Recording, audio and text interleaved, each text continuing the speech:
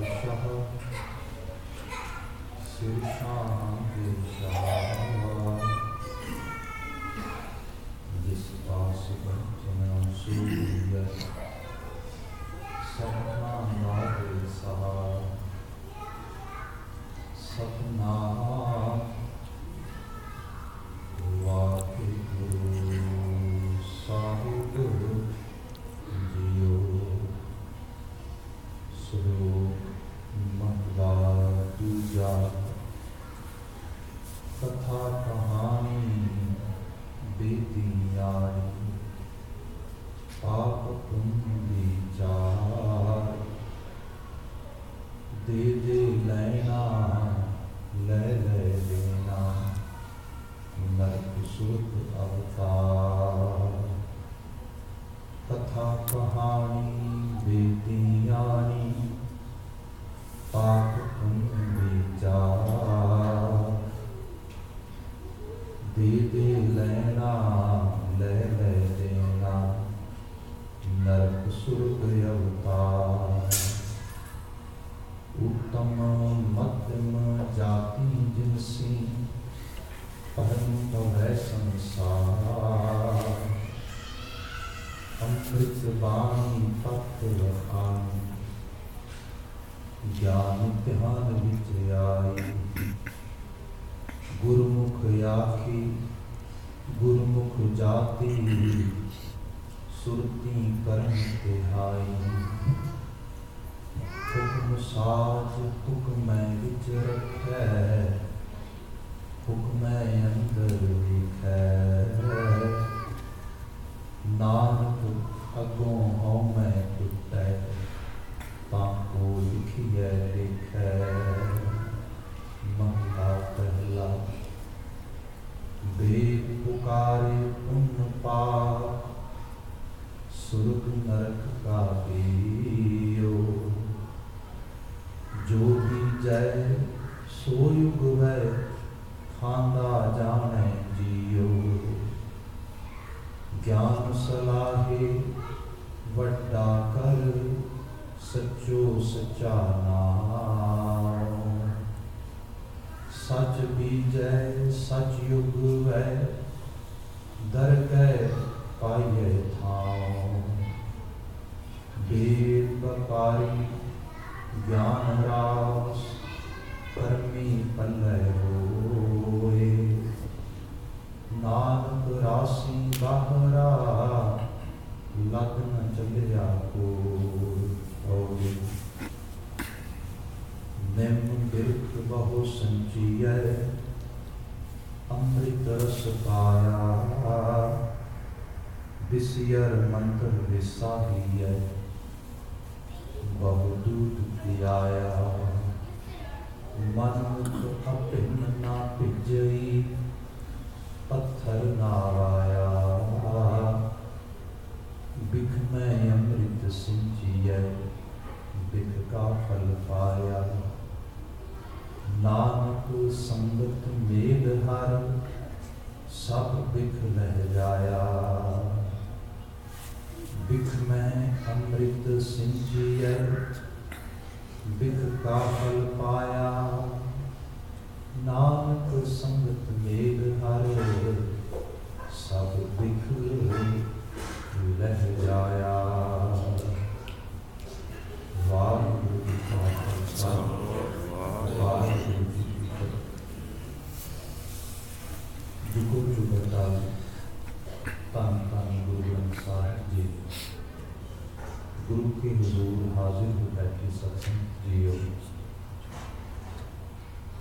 जो लड़ीवार गुरबाणी व्याख्यान से गुरु आसीस सदका करते हाँ ये सारंग की वार महल चौथे की जो कि गुरु रामदास पिता जी विचलित की हुई पावन बाणी कौड़ियों के रूप में है तो प्राप्त हुई है अगे नाल लगते श्लोक ज़्यादातर गुरु नानक साहब के पहले जामे गए हैं अज सानू महले दूजे का पहला श्लोक प्राप्त होया है सो ये 16 नंबर लड़ीवार पौड़ी है नाम लगते श्लोक पहले श्लोक को सी विचार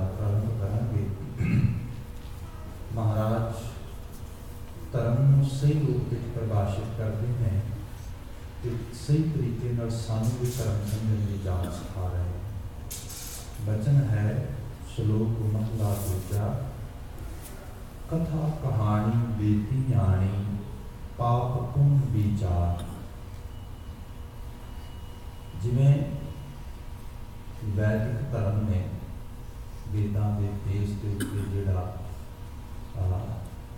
ऑर्गेनाइज किस्म का धार्मिक थॉट पैदा होया उसकी बात हो रही है। इसका प्रभाव साढ़े ते बहुत ज़्यादा है।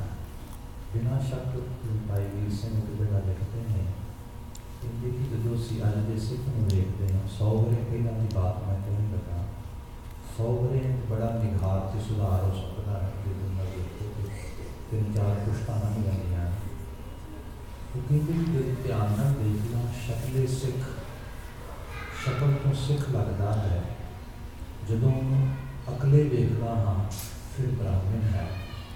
थिकां वारां भी विचारदा है, वास्तु भी देखता है, वो सब चीज़ों का ध्यान रखता है। मतलब उसके दिमाग में पंडिताओं बना बैठा है।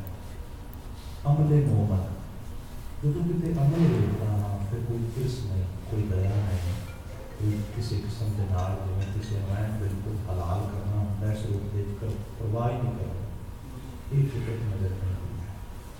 तो एहसास लगता है साढ़े पे बड़ा प्रभाव है।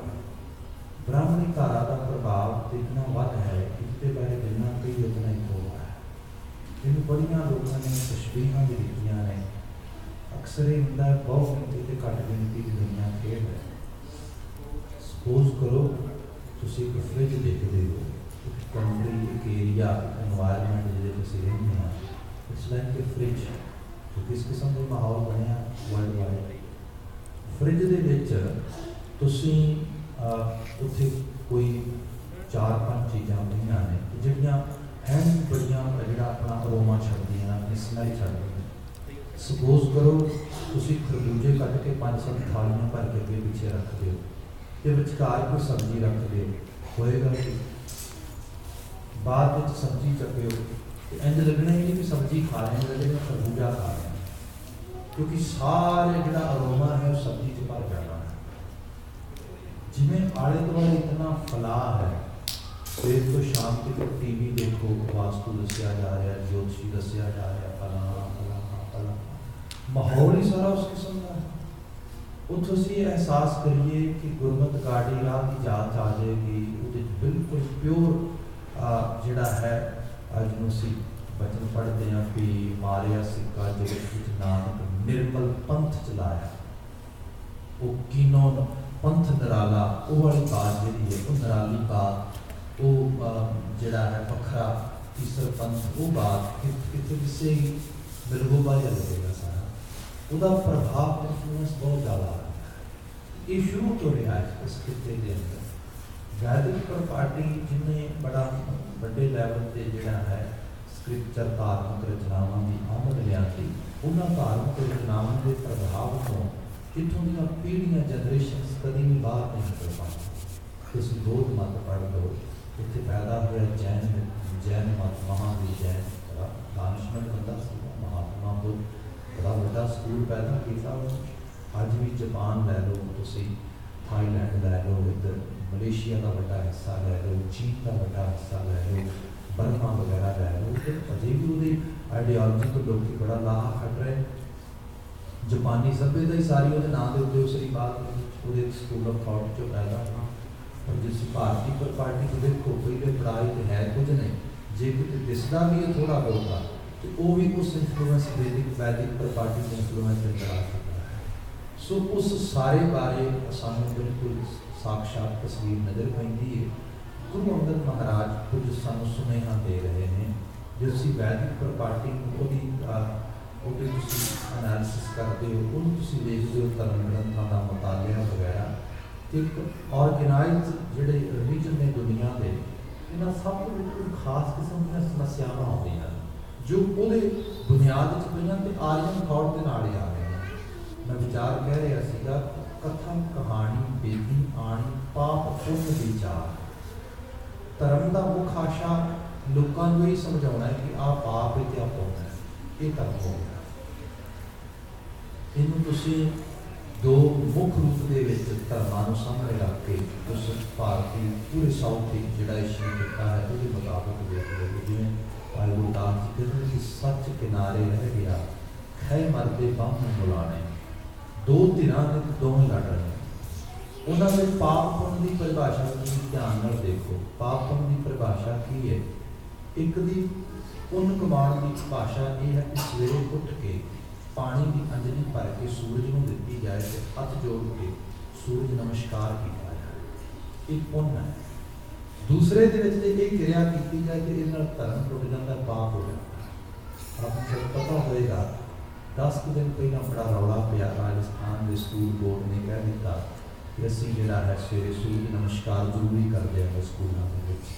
जी उतों की मुहम्मदन खास करके सारी पॉपूलेशन है वो कहने लगे कि असीं बच्चे कितने लैके जावा, क्योंकि साढ़े लिए तो बड़ी माड़ी गल है इस तरीके पाप हो जाए। तुसीं होर रंग देखो, एक सिर्फ एक छोटी मैं एग्जाम्पल देखी है। जो धार्मिक आवरण में वेखो सारी खास करके दुनिया के विच या आर्यन के विच जी बात रही, किताब जी इधरों पढ़ी जाती एवें कोई तुसीं एवें पढ़ते किताब सारे, मगर ये मुकाबलतन जो मिडल ईस्ट हैदरी थॉट आया है वो अंदर किताब तो बड़ी वो अंदर जिस हदीसा की सही लिखत में चले जाओ, किताब इधर को पढ़नी, ये धारा पढ़नी, ये तो पाप पुण्य है, ये धर्म है। इधर को पढ़ना ये काफराना हरकत है, ये पाप के पुण्य की परिभाषा हो गई। वक्त के नाल हुण चीज़ां ऐसियां बन गई बचिया नहीं जा सकता। एक पासे जीवन की तरक्की करने लिए किसी तो कर्जा लेना, किसी को कर्जा देना, ये सब चीज़ां करना आम बात है।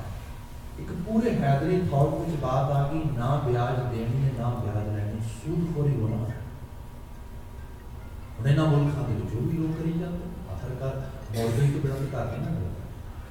तो हो ही नहीं सकता बंदा कहे कि मैं 4 लाख जोड़ के कर लवा, बड़े सामने है।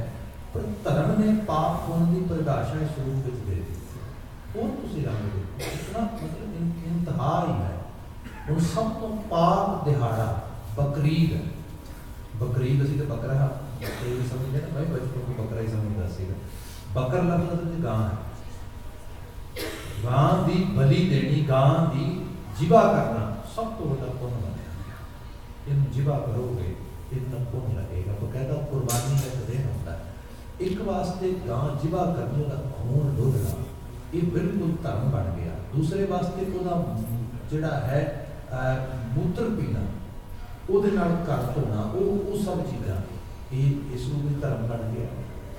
ये जी परिभाषा है इस सारे धर्म फस गए। मैं एक्सट्रीम लैवल की एग्जाम्पल दे, छोटे लैवल नहीं आने। भारतीय खिते एक चढ़ते वाल मूँह करके इबादत करना, पूर्व वाले पासे ये धर्म, दूजा कहते चढ़ते मुँह हो गया तो सब खत्म हो जाएगा, नहीं तो मुँह आ जाएगा। ये पाप पुण्य की परिभाषा हो गई। तो बहुता वैदिक प्रपार्टी ने इस बड़ा बड़ा रोल अदा किया कि वैदों के मुताबिक हर चीज़ इस तरह होनी चाहिए, इस तरह होनी चाहिए। इसे करके मुहूर्त चस्से हर चीज़ कटी जाती है, बकायदा तौर पर वो वास्ते साहा थित विचारी जाती है, दिन विचारिया जाता है। ये सब वैदिक प्रपार्टी चो आ रहा है। वो मुताबिक जे तुसीं शनिवार को लोहा खरीद लिया तो वड्डा पाप नहीं कोई हो सकता, जे तुसीं मंगलवार नवा काम कर लिया तो वड्डा पाप नहीं हो सकता।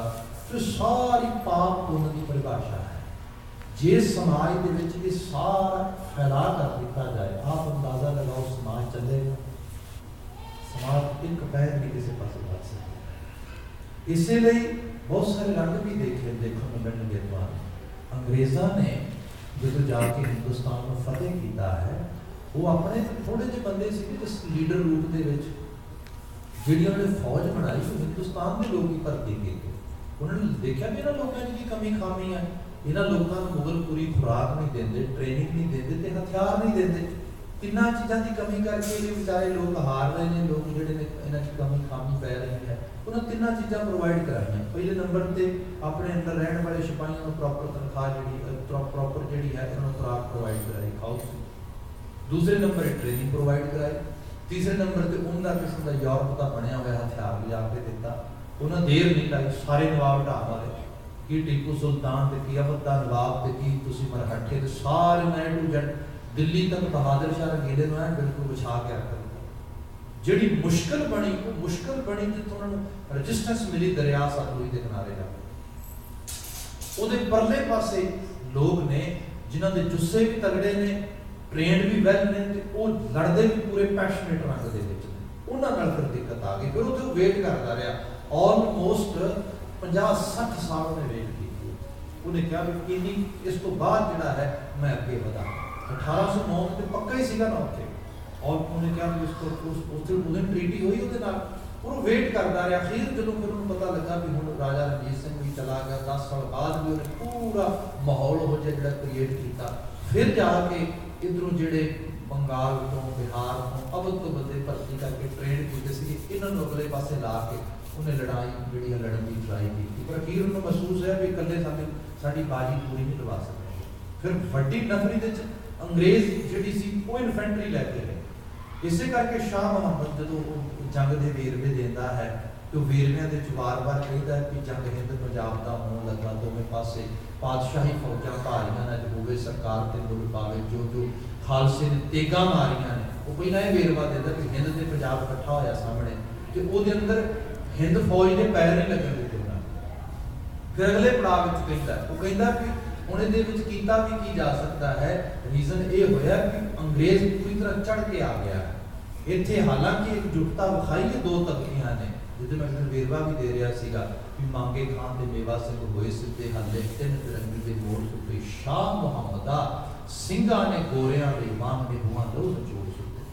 उस ਸਿੰਘਾਂ ने गोरियां दी नफरी वध के आई उस वक्त तां जाके उन्होंने उन्होंने मारिया जिहड़ा है सर कीता। पर जिवें ही वो सर कर गए उस तो बाद 49 च बात बनती है तो जो 57 के गदर मचदा दोबारा फिर जिन्होंने कोई फ्रीडम की लड़ाई नहीं है वैसे बुनियादी तौर पर गदर ही सीगा सारे सोर्सेस के ही बयान करते हैं। वो अंग्रेज़ों को बड़ा साथ सिख फौज का मिला 6 सालों के सिखा की नफरी वापस लाया है इन्ने बड़े लैवल पर। उसका रीजन सीगा रीजन इसलिए क्योंकि वो वेख चुके थे कि जिन्होंने लोगों को असं फौज भर्ती करके लगाए हैं ये लोग किसी मरहले से जाके लड़ नहीं सकते। कोई कितने लड़ाई होने लगती है इन्होंने मन में वहम होता है जीत ही नहीं सकते क्योंकि जोड़ा है साडा पंचांग ही नहीं सही है। अज तो मेरी राशि बड़ी माड़ी मैं कि लड़ांगा हौसला तो आई तां ही ढठा पे मेरी अज पितर पूजा सी मैं उत्थे नहीं जा सकिया इस करके अज तो होने नहीं सकता। अज तो बंदा मारना बड़ा बड़ा गुनाह है क्योंकि अज तो फला फला सोमवती मस्या संक्रांत का दिन है आ दिन है इस किस्म की सारी अंदर जी मानसिकता कोई जलाली कोई वहमां भरमां दे नाल ये लोग की लड़न। इसलिए उन्होंने वेट ही किया जिमें ही उन्होंने पंजाब के हिते च आए ने उस वक्त उन्होंने वड्डी नफरी या तो मुसलमानों की भर्ती की उस तो बाद के सिख भर्ती की क्योंकि कोई वहम भरम दम है ही नहीं। जिस दिन मर्जी जिस मोर्चे की मर्जी जाके जरा लगा लिया था एको ही चीज़ है गुरु ते रब ते आस्था विश्वास है ये निश्चिता होने करके इतों फिर उन्होंने ये सारा लैवल निकल के आया। नहीं तो इस समाज के वहम दम पखंड अडंबर ये सब चीज़ा इस सारी वैदिक प्रपार्टी ने पुट पुट के करना पईयां।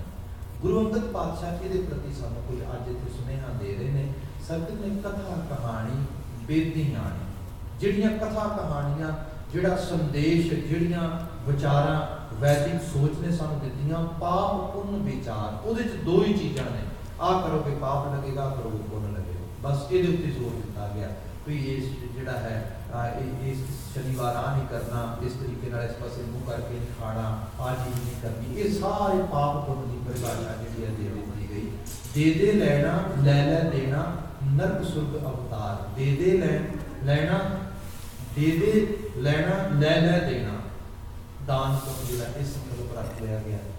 इस सारे जी मुख्य रूप में बात अगली पंक्ति आ रही है ना जिस सर जिक्र करते उत्तम मध्यम जाति जिनस लोग कहते की माड़ा है सारे दिन एक कर्म फिलोसफी है जो कर्मा कहते हैं ये कर्म आ रहा है पिछू कर्म की फिलोसफी गुरमत ने कर्म की फिलोसफी तोड़िया उस लैवल पर ਉਹਦੇ अंदर सब तो बड़ी अलामत ये हो गई कि जी उच्ची नीवी जात है इन्होंने इन्हों निर्धारित कर दिता।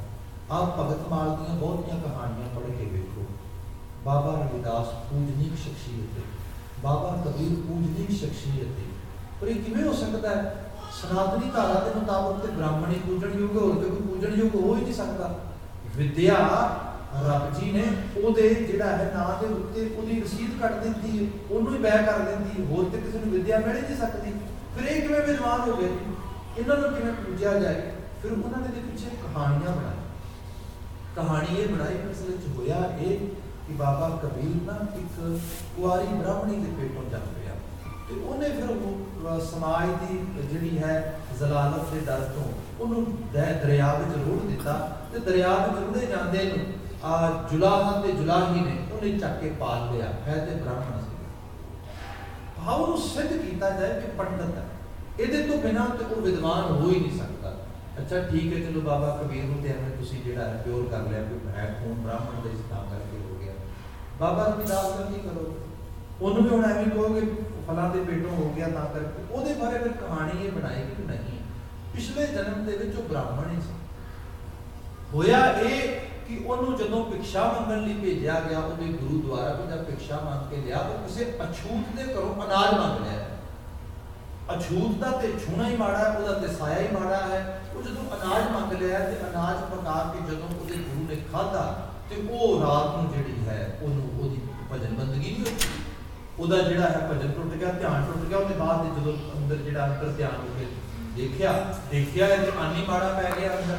ਉਹ ਜੈਸਾ ਅੰਨ ਤੈਸਾ ਮਨ, ਇਸ ਕਰਕੇ ਉਹਦਾ ਜਨਮ ਭ੍ਰਿਸ਼ਟ ਹੋ ਗਿਆ। ਉਹਨੇ ਇਹਨੂੰ ਸ਼ਰਾਪ ਦੇ ਦਿੱਤਾ ਵੀ ਲੈ ਭਾਈ ਤੇਰਾ, ਤੂੰ ਮੇਰਾ ਜਨਮ ਭ੍ਰਿਸ਼ਟ ਕੀਤਾ, ਤੇਰਾ ਵੀ ਜਨਮ ਭ੍ਰਿਸ਼ਟ ਹੋਏਗਾ, ਤੂੰ ਵੀ ਜਿਹੜਾ ਹੈ ਅਛੂਤ ਦੇ ਘਰ ਜਨਮੇਗਾ, ਸੀਧੇ ਬ੍ਰਾਹਮਣ ਰੂਪ।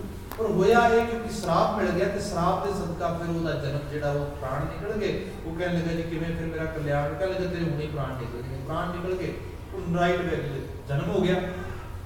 ਜਨਮ ਹੋ ਗਿਆ ਤੇ ਉਹ ਫਿਰ ਦੁੱਧ ਨਹੀਂ ਪੀ ਰਿਹਾ, ਕਿ ਆ ਤੇ ਬ੍ਰਾਹਮਣ ਨਾ, ਬ੍ਰਾਹਮਣ ਨੂੰ ਸ਼ੂਦਰ ਦੇ ਘਰ ਦਾ ਬ੍ਰਾਹਮਣ ਦੁੱਧ ਕਿੱਥੇ ਪੀਏ? ਉਹਦਾ ਗੁਰੂ ਬਕਾਇਦਾ ਜਾ ਕੇ ਉਸ ਦੇਵ ਦਾ ਕੋਈ ਨਾ ਤੂੰ ਪੀ ਲੈ, ਤੂੰ ਇੱਥੇ ਆਇਆ ਹੈ ਤੇ ਮੈਂ ਤੇਰਾ ਕਲਿਆਣ ਇੱਥੇ ਵੀ ਕਰ ਦਿਆਂਗਾ। ਮੁਰਾਦ ਸਾਰੀਆਂ ਕਹਾਣੀਆਂ ਬਿਆਨ ਕਰਦੀਆਂ ਨੇ ਕਿ ਜਿਹੜੀ ਜਾਤ ਪਾਤ ਹੈ ਇਹ ਕਰਮ ਦਾ, ਜਿਹੜੇ ਮਾੜੀ ਜਾਤ, ਜਿਹੜੇ ਨੀਵੀਂ ਜਾਤ ਵਿੱਚ ਪੈਦਾ ਹੋਏ ਉਹਨਾਂ ਨੇ ਪਿਛਲੇ ਕਰਮ ਮਾੜੇ ਕੀਤੇ। ਇਹਦਾ ਮਤਲਬ ਇਹ ਹੋ ਗਿਆ ਜਿਹੜੇ ਉੱਚੀਆਂ ਜਾਤਾਂ 'ਚ ਪੈਦਾ ਹੋਏ ਚੰਗੇ ਕਰਮ ਕਰਕੇ ਪੈਦਾ ਹੋਏ, ਇਸ ਕਰਕੇ ਉਹਨਾਂ ਦਾ ਰਾਈਟ ਬਣਦਾ ਛੋਟੀਆਂ ਜਾਤਾਂ ਤੇ ਰਾਜ ਕਰਨ, ਕਿਉਂਕਿ ਪਿੱਛੋਂ ਆ ਰਿਹਾ ਨਾ ਤਰੀਕਾ। ਕੋਈ ਦੇਵ ਚੀਜ਼ ਹੈ, ਇਸੇ ਰੂਪ ਦੇ ਵਿੱਚ ਇਹ ਜਿਹੜੀ ਚੀਜ਼ ਆ ਰਹੀ। ਜਦੋਂ ਅਸੀਂ ਹਿਊਮਨ ਰਾਈਟਸ ਦੇ ਗਰਾਊਂਡ ਦੇ ਉੱਤੇ ਖੜੇ ਹੋ ਕੇ ਦੇਖਦੇ ਹਾਂ, ਇਹਨਾਂ ਮੁਲਕਾਂ ਦੇ ਕੁਝ ਇਨਵੇਡਰ ਵੀ ਹੈਗੇ ਨੇ, ਇਹਨਾਂ ਮੁਲਕਾਂ ਦੇ ਫਸਟ ਸੈਟਲਰ ਵੀ ਹੈਗੇ ਨੇ, ਇਹਨਾਂ ਮੁਲਕਾਂ ਦੇ ਕੁਝ ਐਬੋਰੀਜਨਲਸ ਜਿਹੜੇ ਸਭ ਤੋਂ ਪਹਿਲਾਂ ਵਸਨੀਕ ਬਣੇ ਉਹ ਵੀ ਹੈਗੇ ਨੇ। ਇੱਥੇ ਬੜੀ ਵੱਡੀ ਲੰਬੀ ਚੌੜੀ ਬਹਿਸ ਹੁੰਦੀ ਰਹੀ ਕਿ ਜਿਹੜਾ ਅੱਜ ਕੋਈ ਮਾਈਗ੍ਰੇਟ ਕਰਕੇ ਇੱਥੇ ਪਹੁੰਚਦਾ ਹੈ, ਇਮੀਗ੍ਰੈਂਟ ਅਖਵਾਉਂਦਾ ਆਪਣੇ ਆਪ ਨੂੰ ਇੱਥੋਂ ਦਾ ਆ ਕੇ, ਉਹਨੂੰ ਸਾਰੇ ਰਾਈਟ ਕਿਉਂ ਦੇ ਦਿੱਤੇ ਜਾਣਗੇ? ਰਾਈਟਸ ਦੇ ਇਸ ਤਰੀਕੇ ਨਾਲ ਟਾਈਮ ਦੇ ਮੁਤਾਬਕ ਡਿਵਾਈਡ ਹੋਣ।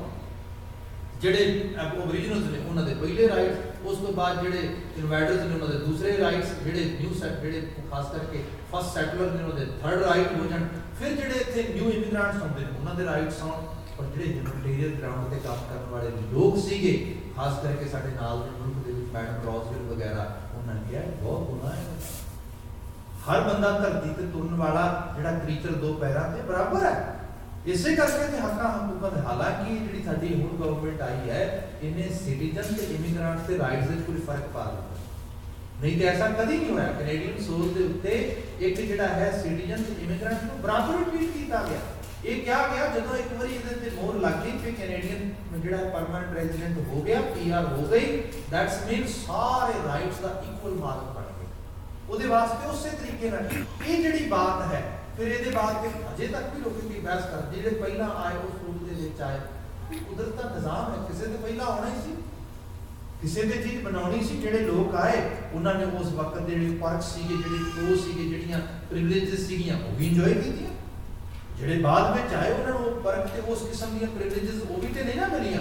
ਸਪਸ਼ਟ ਹੀ ਹੈ ਕਿਸ ਰੂਪ ਵਿੱਚ ਚੱਲੀ ਜਾ ਰਿਹਾ। ਜਿਹੜਾ ਸਪੋਜ਼ ਕਰੋ ਹਾਈਵੇ ਤੇ 20-25 ਮਿੰਟ ਪਹਿਲਾਂ ਪਿਆ ਹੈ ਤੇ 25 ਮਿੰਟ ਪਹਿਲਾਂ ਲੰਘ ਗਿਆ ਅੱਗੇ, ਦੈਟਸ ਇਟ। ਉਹ 25 ਮਿੰਟ ਆਪਣੇ ਸੇਵ ਕਰਕੇ, ਇਹੀ ਉਹਦੀ ਪ੍ਰਿਵਿਲੇਜ ਹੈ ਸਭ ਤੋਂ ਵੱਡੀ।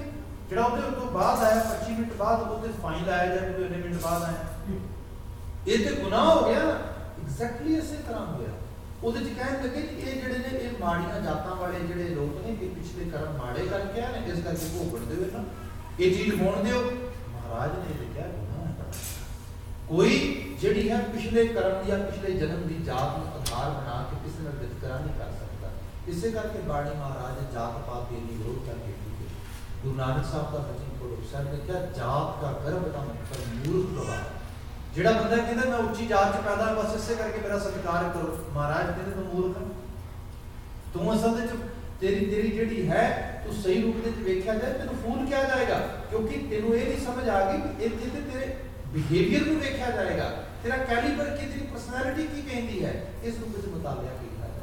ਮਹਾਰਾਜ ਨੇ ਹੋਰ ਬਚਨ ਕਹੇ ਸਰ, ਕਹਿੰਦੇ ਇੱਥੇ ਜਾਤ ਜਨਮ ਆਧਾਰ ਕਰਮ ਆਧਾਰ ਹੈ, ਕਰਮ ਦੀ ਪਿਛਲਾ ਨਹੀਂ ਵੇਖਿਆ, ਕੋਈ ਨਹੀਂ ਜਾਣਦਾ ਪਿਛਲਾ ਕਰਮ ਕੈਸਾ ਸੀਗਾ, ਅੱਜ ਦੇ ਕਰਮ ਦੇ ਬਾਅਦ ਹੋਏ। ਸਾ ਜਾਤ ਸਾ ਪਾਤ ਹੈ ਜੇ ਕਰਮ ਕਮਾਏ, ਜੇ ਕੋਈ ਇੱਥੇ ਚੰਗੇ ਕਰਮ ਕਰਦਾ, ਸਵਰਣਾ ਵਰਗੇ ਕਰਮ ਕਰਦਾ, ਸਵਰਨ ਸਾਡੇ ਵਾਸਤੇ ਭਗਤ ਰਵਿਦਾਸ ਜੀ ਸਵਰਨ ਰੂਪ, ਸਾਡੇ ਵਾਸਤੇ ਭਗਤ ਸਦਨਾ ਜੀ ਜੋ ਕਿ ਕਹਿੰਦੇ ਜੀਵਾਂ ਨੂੰ ਜੀਵਾ ਕਰਨ ਵਾਲੀ ਜਾਤ ਵਿੱਚੋਂ ਆ ਰਿਹਾ, ਕਸਾਈ ਹੈ, ਇਹਦਾ ਸਾਇਆ ਵੀ ਮਾੜਾ, ਇਹ ਚੀਜ਼ ਛੂ ਲੈ ਤੇ ਸਮਝੋ ਪਾਪ ਹੋ ਗਿਆ, ਸਾਡੇ ਵਾਸਤੇ ਉਹ ਸਵਰਨ ਰੂਪ ਹੈ, ਕਿਉਂਕਿ ਉਹਦੇ ਕਰਮ ਅੱਜ ਦੀ ਤਾਰੀਖ ਵਿੱਚ ਦੇਖੋ ਕਿਆ ਉਕਤਾ ਬਾਣੀ ਉਹਨੇ ਜਿਹੜੀ ਇਲਾਕੀ ਦੇ ਕੈਸੇ ਅਮਲ ਕੀਤੇ ਨੇ। ਸੋ ਇਸ ਸਾਰੇ ਆਧਾਰ ਤੇ ਬਾਤ ਸਾਹਿਬ ਮਹਾਰਾਜ ਨੇ ਕਿਹਾ ਧਰਮ ਦੀ ਸਹੀ ਪਰਿਭਾਸ਼ਾ ਇੱਥੋਂ ਸ਼ੁਰੂ ਕੀਤੀ ਹੈ। ਇਹਦੀ ਗੁਰੂ ਅਰਜਨ ਸਾਹਿਬ ਨੇ ਤੁਸੀਂ ਦੇਖੋ ਯੂਨੀਵਰਸਲ ਡੈਫੀਨੇਸ਼ਨ ਆਫ ਰਿਲੀਜਨ ਜਿਹੜੀ ਅੱਜ ਵੀ ਅਸੀਂ ਦੇਖਦੇ ਹਾਂ ਤੇ ਮਾਣ ਮਹਿਸੂਸ ਹੁੰਦਾ ਹੈ, ਸਰਬ ਦੇ ਸਰਬ ਧਰਮ ਹੈ ਸ੍ਰੇਸ਼ਟ ਧਰਮ, ਜਿਹੜਾ ਮਹਾਰਾਜ ਕਿਸੇ ਆਰਗੇਨਾਈਜ਼ ਧਰਮ ਦੀ ਗੱਲ ਕਰੋਗੇ ਸਰਬ ਤੇ ਨਹੀਂ, ਇੱਕ ਯੂਨੀਵਰਸਲ ਪੁਆਇੰਟ ਆਫ ਵਿਊ ਲਵੋ ਇਹਦੇ ਸਾਹਮਣੇ, ਸਰਬ ਧਰਮ ਹੈ ਸ੍ਰੇਸ਼ਟ ਧਰਮ, ਹਰ ਕੋ ਨਾਮ ਜਪ ਨਿਰਮਲ ਕਰ, ਮੈਲ ਰਹਿਤ ਕਰਮ ਹੋਤੇ, ਨਿਰਮਲ ਕਰਨ ਤੋਂ ਅਹਿਸਾਸ ਕੀ ਕੀਤਾ ਜਾਏ। ਦੇਖੋ ਨਿਰਮਲ ਕਰਨ ਦੇ ਮਾਇਨੇ ਕੀ ਨੇ, ਜਦੋਂ ਮੈਂ ਕਿਸੇ ਦਾ ਦਿਲ ਖਰਾਸ਼ ਹੁੰਦਾ ਵਾ ਮੇਰੇ ਕਰਮਾਂ 'ਚ ਮੈਲ ਆ ਜਾਂਦੀ, ਜਦੋਂ ਮੈਂ ਕਿਸੇ ਦੀਆਂ ਅੱਖਾਂ 'ਚ ਹੰਝੂ ਪਾਉਂਦਾ ਵਾ ਸਮਝੋ ਮੇਰੇ ਕਰਮ ਮੈਲ ਮਾੜੇ ਨੇ, ਮੈਂ ਕਿਸੇ ਵਾਸਤੇ ਬਰਬਾਦੀਆਂ ਪੈਦਾ ਕਰਦਾ ਮੇਰੇ ਕਰਮ ਮਾੜੇ ਨੇ। ਇਹਦੇ ਮੁਕਾਬਲਤਨ ਨਿਰਮਲ ਕਰਮ ਉਹ ਕਰਮ ਜਿਹਦੇ ਨਾਲ ਮੈਂ ਕਿਸੇ ਦੇ ਹੋਠਾਂ ਨੂੰ ਮੁਸਕਰਾਹਟ ਦਿੰਦਾ, ਉਹ ਕਰਮ ਜਿਹਦੇ ਨਾਲ ਮੈਂ ਕਿਸੇ ਦਾ ਦੁੱਖ ਵੰਡਾਉਂਦਾ ਹਾਂ, ਉਹ ਕਰਮ ਜਿਹਦੇ 'ਚ ਕਿਸੇ ਦਾ ਭਲਾ ਪਿਆ ਹੈ, ਪਰਉਪਕਾਰ ਦਾ ਵੀ ਸਾਰੇ ਨਿਰਮਲ ਕਰਮ, ਇਹ ਧਰਮ ਹੈ। ਇਹ ਵੇਖਿਆ ਜਾਏ ਮੈਂ ਕਿਸੇ ਵਾਸਤੇ ਆਸਾਨੀ ਪੈਦਾ ਕਰ ਰਿਹਾ, ਕਿਸੇ ਵਾਸਤੇ ਖੁਸ਼ੀ ਪੈਦਾ ਕਰ ਰਹੇ ਹਾਂ, ਸੁੱਖ ਸਕੂਨ ਪੈਦਾ ਕਰ ਰਹੇ ਹਾਂ, ਡੈਫੀਨਿਟਲੀ ਮੈਂ ਨਿਰਮਲ ਕਰਮ ਕਰ ਰਿਹਾ। ਇਹ ਧਰਮ ਦੀ ਯੂਨੀਵਰਸਲ ਪਰਿਭਾਸ਼ਾ ਗੁਰੂ ਸਾਹਿਬ ਨੇ ਸਾਡੇ ਸਾਹਮਣੇ ਰੱਖੀ, ਜਿਹੜੀ ਵੈਦਿਕ ਪ੍ਰਪਾਰਟੀ ਉਹਦੇ 'ਚ ਇਹੀ ਖਾਮੀ ਨਹੀਂ, ਇਹੀ ਕਮੀ ਨਹੀਂ। ਮੇਰਾ ਧਰਮ ਇਹੀ ਹੈ ਕਿ ਸ਼ੂਦਰ ਨੂੰ ਆਪਣੇ ਖੂਹ ਤੇ ਨਹੀਂ ਚੜ੍ਹਨ ਦੇਣਾ ਬਿਨਾਂ ਸ਼ੱਕ ਪਿਆਸਾ ਵਰਗਾ। ਮੇਰਾ ਧਰਮ ਇਹ ਕਹਿੰਦਾ ਹੈ, ਮੈਨੂੰ ਪਤਾ ਲੱਗ ਜੇ ਸੀ ਕਿ ਫਲਾਂ ਆਦਮੀ ਅਛੂਤ ਨੇ ਗਾਂ ਨੂੰ ਡੰਡਾ ਮਾਰਿਆ, ਮੈਂ ਉਹਦੇ ਪ੍ਰਾਣ ਕੱਢ ਲਵਾਂ। ਤੁਸੀਂ ਕਿਤਨੀਆਂ ਖਬਰਾਂ ਸੁਣੀਆਂ ਹੋਣਗੀਆਂ ਤੇ ਹੁਣੇ ਵਧਣਗੀਆਂ, ਉੱਥੇ ਲਾਭ ਵੀ ਬਣਾ ਦਿੱਤਾ ਉਹਨਾਂ ਨੇ ਕਿ ਗਾਂ ਨੂੰ ਜਿਹੜਾ ਹੈ ਜੇ ਕੋਈ ਮਾਰੇਗਾ ਤੇ ਸਜ਼ਾ ਮਿਲੇਗੀ, ਚੀਜ਼ ਮਿਲੇਗੀ। ਮੈਂ ਆਊਟ ਆਫ ਦਾ ਪੰਜਾਬ ਇਸ ਕਿਸਮ ਦੇ ਮਾਹੌਲ ਨੂੰ ਖੁਦ ਦੇਖਿਆ ਕਿ ਜੇ ਕਿਤੇ ਕੋਈ ਗਰੀਬ ਗੁਰਬਾ ਵਿਚਾਰਾ ਕੋਈ ਖਲ ਲਾ ਕੇ ਲੈ ਕੇ ਜਾ ਰਿਹਾ ਕਿਸੇ ਡੰਗਰ ਦੀ, ਬਸ ਕਿਸੇ ਨੇ ਕਹਿ ਦਿੱਤਾ ਵੀ ਇਹ ਮੱਝ ਦੀ ਖਾਲੀ ਗਾਂ ਦੀ ਖਾਲ ਹੈ, ਬਸ ਇੰਨੀ ਗੱਲ ਕਹਿਣ ਦੀ ਲੋੜ ਹੈ, ਰਾਈਟ ਉਹਦੇ ਪ੍ਰਾਣ ਕਰਦੇ।